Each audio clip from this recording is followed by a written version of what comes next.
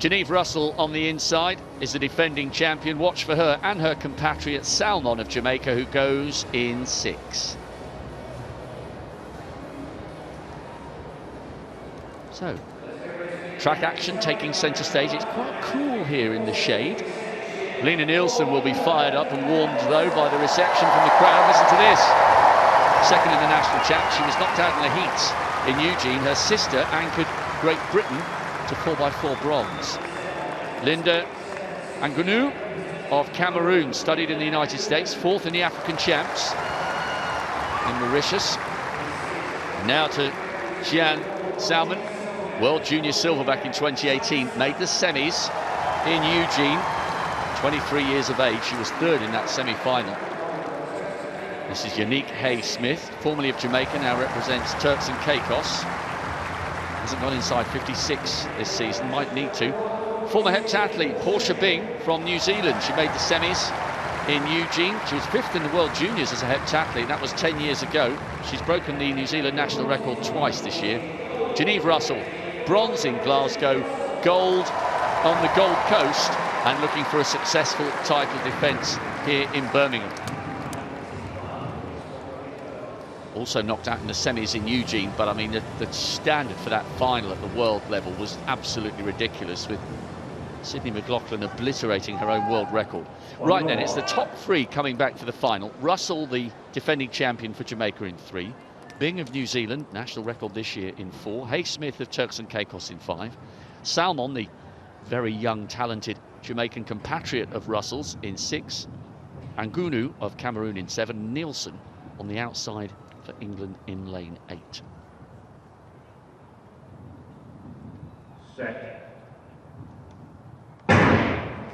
Respectful silence from the crowd. You could absolutely hear a pin drop in this packed arena.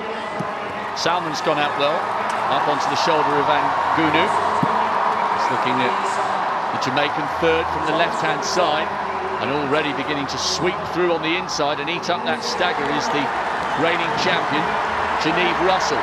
Portia Bing coming past the athlete from Turks and Caicos, and remember, we've only got 3 guaranteed spots. A bit of a stutter into that one by Bing of New Zealand, who's lost a little bit of ground, and she perhaps is feeling the pressure now with Russell coming through on her inside. Russell, the champion, leads. Portia Bing in 2nd, and Salmon in 3rd. These 3 some way clear of Hay-Smith of the Turks and Caicos. Bing's going backwards a little bit here as Salmon comes through. Good finish by the younger of the 2 Jamaicans.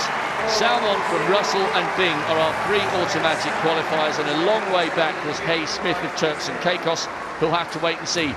55.3, she timed that drive over the last 80 or 90 metres or so really well, the young Jamaican. Both of their fancied athletes will be coming back for the final. Yeah, nicely done. Just outside 55 seconds. As you say, Russell here defending her title that she won 4 years ago. I was desperately disappointed to miss out on that final in Eugene. Here's the replay though.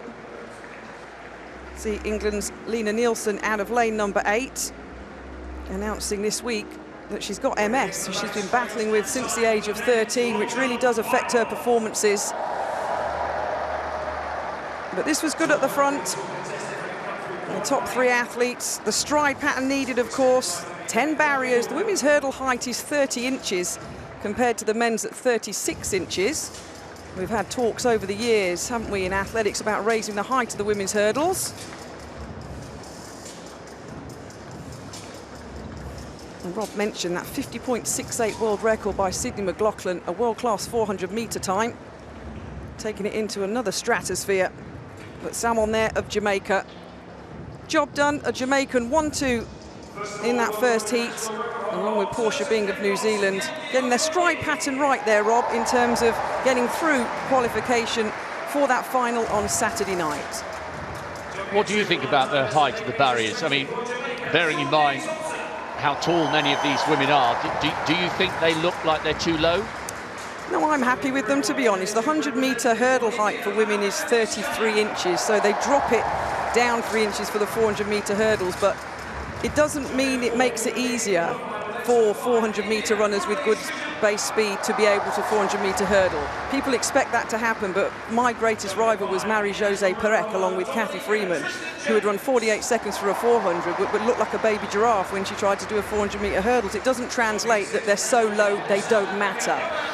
I know what you mean, Kath. I mean, we've got the second heat coming up very shortly. I suppose I'm one of those who thinks they do need raising a bit, because the history of the event, especially this over the last 25 years or so, we've had 400-meter flat runners moving to 400-meter hurdles and winning titles. Privalova, Marie-José Perec, you know, they came to it and made light of it because the hurdles don't demand enough as they do in the men's, in my opinion. Perec wasn't very good at 400-meter hurdles in balance with her 400-meter speed. She was a proof to me that you don't just have to be quick over 400 and hurdles the easy part. That's not the case. We'll continue that debate as we're now back in the discus. Everybody reeling from that fabulous world record. Edmiston